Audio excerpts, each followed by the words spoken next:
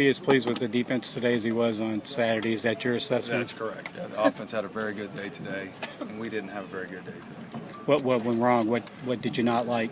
We didn't execute and we didn't tackle well. That was the biggest problems, and I was disappointed because fundamentally I thought we had, we were coming along, and then we just took a step back today.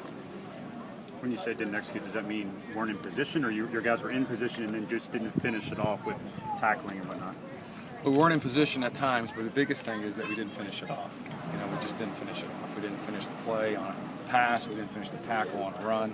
So didn't finish it off would be the biggest problem. How concerned are you that Za'Darius and Cody aren't out there yet, and how much longer before you have to start planning without them? I'm not concerned, but we've always had the next man up mentality. So whoever is going to be the guy is going to be the guy. Are guys stepping up at those positions behind them with them out? At times. Who would go at defensive end in Za'Darius' place? If you're playing a game tomorrow, who would be the guy that would take his place right now? I think that we have, Bud's obviously really good on one side, and I think that we have a handful of guys that could be that guy. Trayvon, Pascal, Farrington. We've got a handful of guys that take that spot. How's Nate coming along?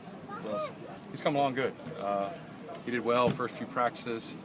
Held him out today, but he's coming along well. It's part of the process you guys talk about that, and when the unit does well in the scrimmage like Saturday, they got to come right back out and do it again. They can't get full of themselves or whatever. That's exactly right. The good thing about this camp is it's gone back and forth. There's been the back and forth. We've had, last few days we played well, and we did some good things on defense. And then the great thing about this game is you can be humbled in a minute. Just when you think you're doing something good, you show up and you're not ready to play, and somebody else is, and they'll embarrass you. And that's what happened today. Did you force any turnovers today? We did not. Is that what's going to be the difference maker for this defense, if you all can force turnovers or not? It's not going to be the difference maker, but it's definitely important. Why did you hold Nate Willis out? We just want to be smart with him. Hadn't worked out all summer, so we've got to be smart.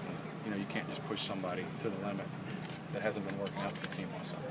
How have Hatcher and Newton been progressing, and are they in line for that other defensive end spot? Yeah, they're doing some good things. All jobs are still open, and those two guys are doing some good things. How comfortable are you with linebackers other than Avery?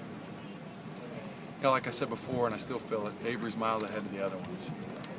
At times those guys do some good things, and then at times they don't play up to par. So he's still miles ahead of the other guys. When you say you want to be careful with Willis, is he out of shape? Is he not physically ready to be out there, hitting every day, or what do you mean by that? Well, I just want to make sure that we ease him into it. Did it surprise you when Mark decided to call a scrimmage so quickly after the last one, and what do you think his kind of point of that was? No, it didn't surprise me. Sometimes things change during the camp, and you want to change the schedule, and that's been that way everywhere I've worked. A couple more. I think, in theory, you would have come in with Rump and Cobble as two your more known commodities. Have they been what you wanted them to be in camp?